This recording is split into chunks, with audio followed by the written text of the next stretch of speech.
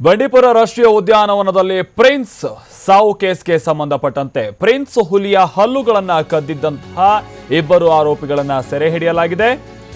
ಚೆಲುವರಾಯನಪುರದ 41 ವರ್ಷದ ಬೊಮ್ಮ, 35 ವರ್ಷದ ಸೋಮ ಇಬ್ಬರನ್ನ ಸೆರೆ ಹಿಡಿಯಲಾಗಿದೆ. ಚಾಮರಾಜನಗರ ಜಿಲ್ಲೆಯ ಗುಂಡ್ಲುಪೇಟೆ ತಾಲೂಕಿನ ಗ್ರಾಮದ ನಿವಾಸಿಗಳು ಇವರು. ಏಪ್ರಿಲ್ 2ನೇ ತಾರೀಕಿನಂದು ವಯೋಸಹಜತೆಯಿಂದ ಮೃತಪಟ್ಟಿತ್ತು ಪ್ರಿನ್ಸ್.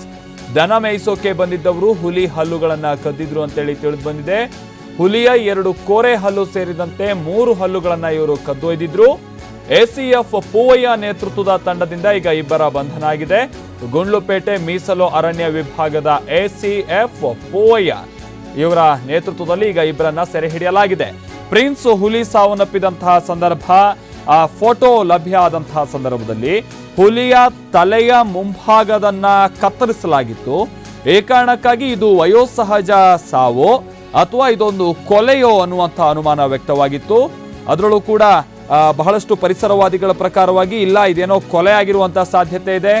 ಈ ಶಿಕಾರಿ ಮಾಡೋದಕ್ಕೆ ಇಟ್ಟಂತಹ ಏನಾದರೂ ಸಿಡಿಮದ್ದು ಬ್ಲಾಸ್ಟ್ ಆಗಿ ಹುಲಿಯ ಮುಖ ಒಡೆದು ಹೋಗಿರುವಂತಹ ಸಾಧ್ಯತೆ ಇದೆ ಅನ್ನುವಂಥ ಅನುಮಾನವನ್ನು ಅವರು ವ್ಯಕ್ತಪಡಿಸಿದ್ರು. ನಾವಲ್ಲಿ ಗಮನಿಸೋದಾದ್ರೆ ಆ ಹುಲಿಯ ಮುಂಭಾಗದ ಮೂತಿನೇ ಅಲ್ಲಿ ಛಿದ್ರವಾಗಿ ಹೋಗಿತ್ತು. ಈ ಕಾರಣಕ್ಕಾಗಿ ಇದನ್ನ ಬಹಳ ಸೀರಿಯಸ್ ಆಗಿ ತೆಗೆದುಕೊಂಡಂತಹ ಅರಣ್ಯ ಇಲಾಖೆಗೆ ಸಂಬಂಧಪಟ್ಟಂತ ಸಿಬ್ಬಂದಿ, ಅದರಲ್ಲೂ ಕೂಡ ಹುಲಿ ವಯೋಸಹಜ ಕಾಯಿಲೆಯಿಂದ ಸಾವನ್ನಪ್ಪಿದೆ ಅನ್ನುವಂಥದ್ದು ಬಹಳ ಸ್ಪಷ್ಟವಾಗಿತ್ತು.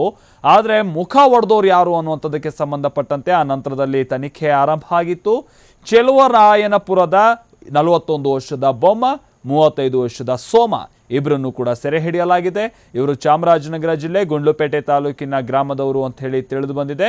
ಹಾಗೆ ಇಲ್ಲಿ ಪ್ರಿನ್ಸ್ ವಯೋಸಹಜತೆಯಿಂದ ಮೃತಪಟ್ಟಿದ್ರು. ಇವರು ಆ ನಂತರದಲ್ಲಿ ಬಂದು ಹುಲಿಯ ಕೋರೆ ಹಲ್ಲುಗಳನ್ನು ಕಿತ್ಕೊಂಡು ಹೋಗಿದ್ರು ಅಂತೇಳಿ ತಿಳಿದು ಬಂದಿದೆ. ಒಟ್ಟು 3 ಹಲ್ಲುಗಳನ್ನು ಇವರು ಕದ್ದೊಯ್ದಿದ್ರಂತೆ. ಎಸಿಎಫ್ ಪೂವಯ್ಯ ನೇತೃತ್ವದ ತಂಡದಿಂದ ಇಬ್ಬರ ಬಂಧನ ಆಗಿದೆ. ಈ ಬಗ್ಗೆ ಮತ್ತಷ್ಟು ಮಾಹಿತಿಯನ್ನ ಕೊಡ್ತಾರೆ ನಮ್ಮ ಪ್ರತಿನಿಧಿ ಮಂಜುನಾಥ್, ಹೇಗೆ ಸಿಕ್ಕಾಕೊಂಡ್ರು? ಜೊತೆಗೆ ಹಾಗಾದ್ರೆ ಹುಲಿ ವಯೋಸಹಜ ಕಾಯಿಲೆಯಿಂದ ಸಾವನ್ನಪ್ಪಿರುವಂತದ್ದು ಸ್ಪಷ್ಟನಾ? ಇಲ್ಲಿ ಇವರೇನು ಹಾಗಾದ್ರೆ ಕೊಲೆ ಮಾಡಿರುವಂತದ್ದಲ್ಲ, ಹುಲಿ ಸತ್ತ ನಂತರದಲ್ಲಿ ಇವ್ರು ಹಲ್ಲು ಕಿತ್ಕೊಂಡು ಹೋಗಿದ್ದಾರೆ?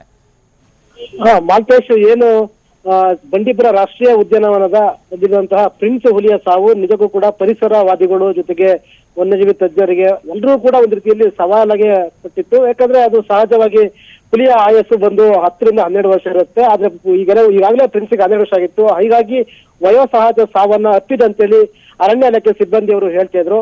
ಆದ್ರೆ ಏನು ಬಂಡೀಪುರ ರಾಷ್ಟ್ರೀಯ ಉದ್ಯಾನದ ಪ್ರಿನ್ಸ್ ಹುಲಿ ಇದು ಕಿಡಿಗೇಡಿಗಳು ಕದಿಮರು ಮಾಡಿರುವಂತಹ ಕೆಲಸ, ಹೀಗಾಗಿ ಹುಲಿ ಸಾವನ್ನಪ್ಪಿದೆ ಅಂತ ಹೇಳಿ ಹೇಳಲಾಗ್ತಿದ್ದು. ಹೀಗಾಗಿ ಒಂದು ರೀತಿಯಲ್ಲಿ ದ್ವಂದ್ವಾರ್ಥಗಳು ಅರಣ್ಯ ಇಲಾಖೆ ಮತ್ತೆ ವನ್ಯಜೀವಿ ತಜ್ಞರಲ್ಲಿತ್ತು. ಕೊನೆಗೂ ಕೂಡ ಅದನ್ನ ಬೇರಿಸುವಲ್ಲಿ ಈಗ ಬಂಡೀಪುರ ರಾಷ್ಟ್ರೀಯ ಉದ್ಯಾನವನದ ಗುಂಡ್ಲುಪೇಟೆ ವಲಯದ ಎಸಿಎಫ್ ಪೂವಯ್ಯ ಅವರು ಯಶಸ್ವಿಯಾಗಿದ್ದಾರೆ.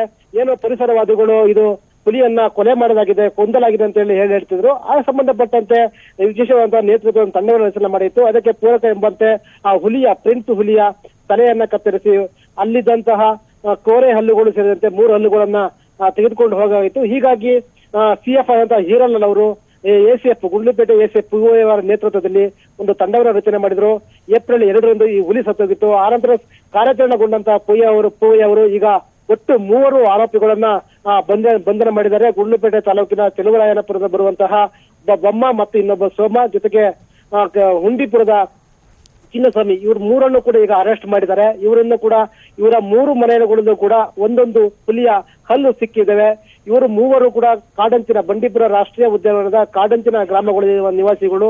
ಇವರು ಏನು ದನವನ್ನ ಮೇಯಿಸೋದಕ್ಕೆ ಅರಣ್ಯ ಒಳಗೆ ಪ್ರವೇಶ ಮಾಡಿದ್ರು. ಆ ಸಂದರ್ಭದಲ್ಲಿ ಹುಲಿ ಸತ್ತು ಬಿದ್ದು ಇವರು ಕಣ್ಣಿಗೆ ಕಂಡಿದೆ. ಆ ಸಂದರ್ಭದಲ್ಲಿ ಅಲ್ಲಿ ಹುಲಿಯ ಮೇಲ್ಗಡೆ ದೇಹವನ್ನ ಕಟ್ ಮಾಡಿ ತಲೆಭಾಗವೇ ಕಟ್ ಮಾಡಿ 3 ಹಲ್ಲುಗಳನ್ನ ತೆಗೆದುಕೊಂಡು ಹೋಗಿದ್ರು.